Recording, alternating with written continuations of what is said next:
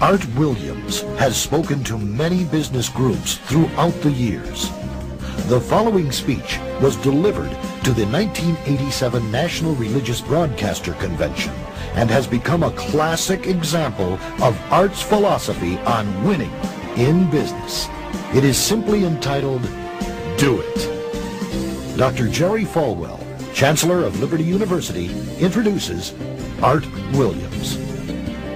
15 years ago, he was a high school football coach. His wife, Angela, was teaching English in high school. He got an idea, just an idea. And 10 years ago, he turned that idea into a company, a concept, a practical concept. 10 years have passed. 150,000 people work for him now. Last year, he sold $77 billion worth of insurance. This year, $100 billion. That is more than Prudential and New York Life, number 1 and 2, combined in 10 years. He's from Monroe, Georgia. He has the dialect to prove it. He this year will sell $100 billion worth of insurance and revenues $2.5 billion. And he's just now beginning to dream, to plan, to go. Art and Angela Williams have 2 precious children, Art the third and April, their daughter. He is chairman of the inner council, the inner circle of our ministries, and a personal and a dear friend. He is a born-again Christian, as each of his family members, but he's an entrepreneur. And Dr. Armstrong has asked him to come tonight and talk to you about what he knows most and best about. And having been in one of his sales meetings last Thursday in Palm Springs, you know, I usually go out preaching and I try to wake up religious morgues, and most of the places, a lot of the places I go don't need a revival, they need a resurrection. But he asked me to speak to his group of national sales directors, and I had to work hard at getting up where they were and not appearing as a backslidden preacher. This man, I repeat, is the leading entrepreneur in America and a friend of NRB, and I introduce you to you, Mr. Art Williams.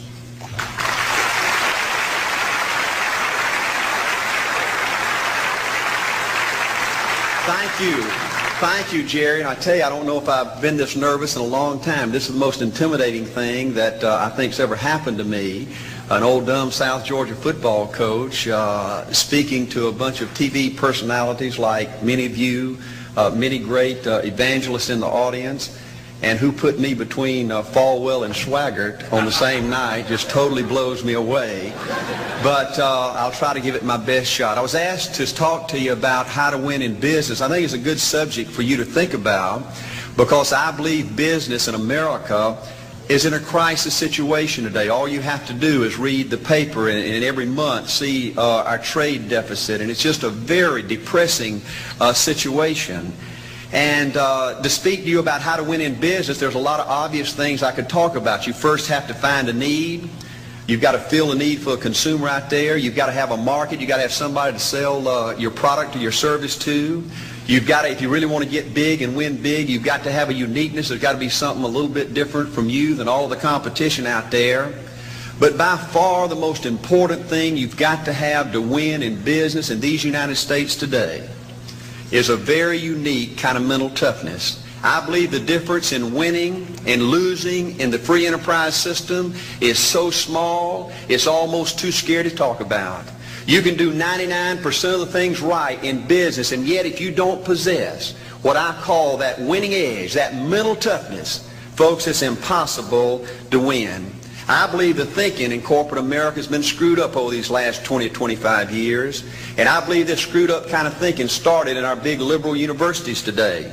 I believe a college degree in business from most universities today is not worth the paper it's written on. I just had a son graduate from the University of Georgia a few months ago. The reason I think that is because most of these professors in most of these universities today hadn't got enough common sense to get in out of the rain. They don't have any idea what it takes to win out there in the real world. They deal in a bunch of theory. These people have tried to fill up corporate America with this kind of thinking. These are the special people. If you're born rich, if you're born on the right side of the track, they rule you, the privileged class in America. If you're born poor from an average, ordinary background like I came from, they say you're supposed to give up all your big dreams and all your big ambitions and all your big hope. If you have a high IQ, they rule you brilliant. If you have an average IQ like me, they say you ought to drive a truck or be a janitor. Well, bull. That ain't the way. That ain't the way it is, and that ain't the way it ever was. They ain't nobody ever designed a test, nor will they design a test that can measure the heart of a man or a woman. The things that are unique to winning in business in America today are not outside artificial things like IQs, college board scores, college degrees, and stuff like that. The key to winning in these United States is what's inside a person. It's your integrity. It's your people abilities. It's your character. I believe in developing this winning edge. I've got 10 or 12 points that I won't be able to go over with you tonight, but let me just give you a flavor of what I think you've got to do to succeed in these United States. Number one, you've got to get excited. Folks, I don't believe anybody will ever tell you anything more important than this in winning in these United States. 90+% of winning in anything you try to do in America today, you've got to be excited. People in America won't follow or believe in a negative, dull, disillusioned, frustrated, dadgum crybaby. People want people that are positive and excited and enthusiastic and tough. The greatest definition I ever heard, I thought about this 10 million times when I wanted to quit along the way of a winner. This guy said almost everybody in America can stay excited for 2 or 3 months. A few people can stay excited for 2 or 3 years. But a winner will stay excited for 30 years or ever how long it takes to win. Another key to building this winning edge and this mental toughness is you got to become a dreamer again. You know, I'm a Methodist, and we just changed ministers a few weeks ago, and our new minister came in, and the church was just packed. And the first thing he said, well, it looks like everybody came out to see the monkey perform. And the second thing out of his mouth, he said, for a church to be a great church, you got to have a dream. If you don't have a dream, you're dead. And boy, I sat up and I said, man, me and this guy are going to get along good because he knows what he's talking about. See, folks, I believe in order to win, you got to feel good about yourself. When I was coaching football for 7 years back in Georgia, and I had a paddle in my coaching office that was about this thick and this long. And in the fat end, I had little holes bored in it so you could really get some speed and blister their little butt, you know, when they misbehaved. And I had a rule on my football team that if any kid said, I can't, if any football player heard one of my football players said, I can't, he got to bring him in the coach's office and give him 3 licks. And it took me about a month to get all that thinking out of my players every year, you know, and I'd have football players knock on my door at recess and at lunch and after school. And he said, Coach, he said it. Coach, he said it. And I'd make that kid bend over and I'd give that other kid the board. He'd bust him 3 times. And folks, it didn't take long. You couldn't create a word game to get one of my kids to say I can't. Bring it home a little bit more personal. When April and little Art were just this little and could understand words, every time they said I can't, I made them do 3 push-ups. Folks, there ain't nothing you can't do in America if you want to bad enough. Another key in building this winning edge is, folks, you got to stand for something. People in America, the good people in America, are fed up with these dadgum fence sitters and mealy mouths. Corporate America has an especially black eye in business today. Most people in America think you can't find a company. They think you can't find a salesperson that'll tell you like it is and stand behind the word. They think these companies will sell anything, say anything, just to make a sale, just to make a profit. Well, you know what? Folks, if you want to win in the free enterprise system in America today, you got to stand for something. And another point, thank you, is yes, you're going to be controversial. Folks, if you want to win in these United States today, just get ready. You're going to be controversial. The only way not to be controversial is to be average and ordinary. They just call me anything but average and ordinary. Now, I know some of you might say, well, you know, I don't think I like Art Williams. You know, he sounds like an old tough butt to me. Well, folks, I'm telling you, you can be good and tough at the same time. I bet nobody's ever talked to religious broadcasters like that.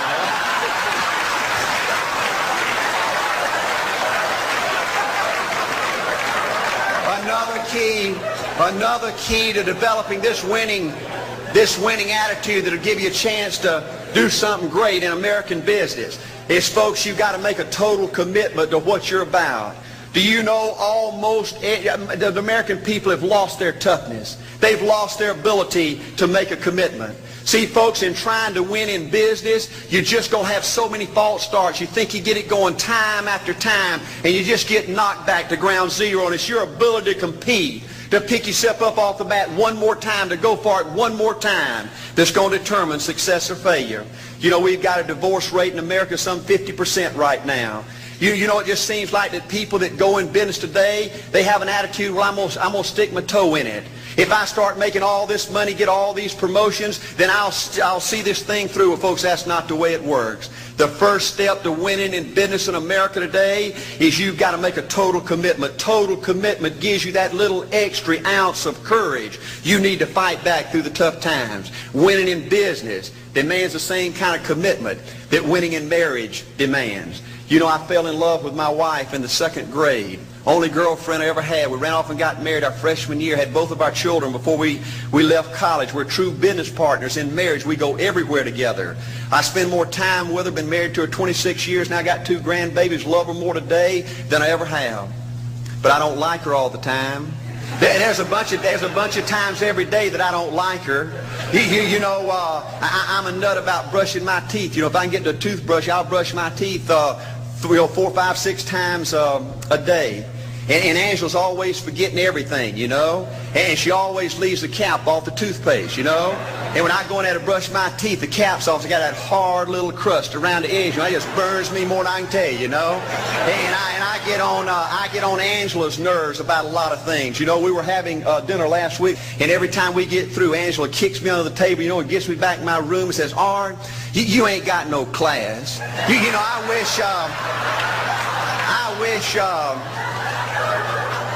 I wish, Art, you could learn to eat with your mouth closed, you know. But see, folks, if you want to win in business, everything's not going to work out like you want it to, but you got to be committed. I want to have great kids. I want to have a wonderful relationship. I want to have tremendous grandbabies. Another key in building this winning edge in business is you've got to learn to treat people good. Another thing that these universities pollute America, corporations with, is this attitude, you better not get to know your employees. You better not become friends or get to know the spouse or the children of your employees, because you might have to fire them, you might have to reassign them. And if you're close friends, you can't manage people in a tough-minded way. Bull. Folks, the only way to manage people and get the most out of people is treat them good. Learn to love them and care about them. Yes, it hurts from time to time, but it's the only way. You know, everybody you work with in business, you got to look at them and pretend there's a flashing sign on their chest. And everybody's asking you, make me feel special. Make me feel important. Say something good to me. I want to be somebody. Another key of winning in business in America today is, folks, you've got to establish the right kind of priorities. First company I went with 15 years ago was ITT. When I was out there struggling, dying every day, wanting to quit and go back in coaching 1,000 times, my first heroes in this business were vice presidents at ITT making $40,000 or $50,000 a year. And I said, man, if I could ever get to be that kind of person, it'd be a dream come true. I couldn't want any more out of life. A few years later, I earned the right to get promotions to that level and found so many of my heroes in business, their personal lives were a disaster. They were alcoholics and divorced 3 and 4 and 5 times. I just read an article by the author of In Search of Excellence, and I saw where he says, I can't find evidence of any successful business person in America that's not tunnel vision, that just doesn't give everything to business. Folks, I said back then, 15 years ago, that if that's the price you've got to pay to win in business, it's not worth it. 15 years later, a multimillionaire. Folks, I can stand and preach to you that you can't separate your personal life from your business life. God's got to come first. Your family's got to come second. And business has got to come third. And I believe if you have a lousy spiritual life and a lousy personal life, long range, it's going to be devastating to your business. Another thing in building this winning attitude.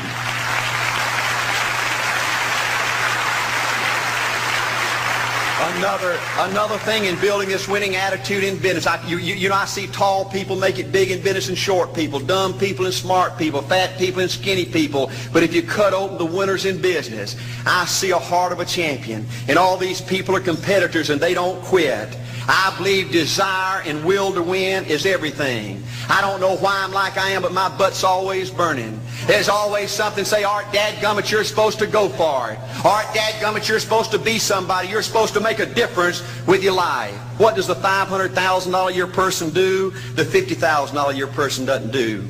You look at the outside and study those two individuals, everything seems to be the same. They both are the same sex, they both are the same age, they have the same training, the same positions, the same contract, the same fringe benefits. They both are successful, they work hard, they're good family people, make tough commitments. But what's the difference? What does the $500,000 a year person do? The $50,000 a year person doesn't do. He pays the price and a little bit more. He works hard and a little bit more. He's loyal to the company and a little bit more. He believes in a little bit more. He makes money and a little bit more. He saves money and a little bit more. If you want to win in these United States, you got to be tough and you can't quit. The last thing I'll talk to you about today in building this winning edge is, folks, if you want to win in business, you got to be a leader. Leadership is everything. You show me anything in these United States that win, I'll show you a leader at work. You show me a successful church, Boy Scout troop, club, football team, business, I'll show you something run by a leader. See, I thought at one time in my life you had to be smart to win. I used to have these smart people that dress so pretty and talk so pretty and use these big words. They just intimidated me. And I said, Art, you can't ever be that good. Why don't you just throw in the towel and go on back and coach football for a living? And I found two things out about smart people. I think it's almost impossible for a smart person to win in business in America today. Because I find smart people spend their whole lifetime figuring things out. They're always trying to figure out an easier way and a quicker way. And another thing I found out about smart people is they just don't get around to doing nothing. And see, somebody like Art Williams, everybody said, well, he can't do it. And somebody like that can't do it. But he does it. See, folks, I want you to know almost everybody in America almost does enough to win. They almost get there. They almost are over the hump. They almost have it going. They almost in everything they do, almost is a way of life to almost everybody in America. But the winners do it. What do? They do whatever it takes to get the job done.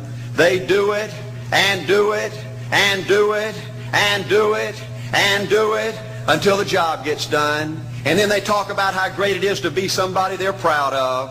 We need leaders in America who can do it. If you want to become somebody, do it. If you want to go in business for yourself, do it. If you want to become financially independent, do it. I hear too much talk in these United States. Everybody can talk a good game. We need people in America who can do it. I go all over this country with A.L. Williams, and I have people say, Art, you can count on me. Wonderful. Just do it. Art, I guarantee you this is my last stop. I'm going to win now. Super duper. Just do it. Art, if I could just have one good month and get the ball going, I know I could make it big. Super. Just do it. Art, if I could just pay off this debt, I could really go.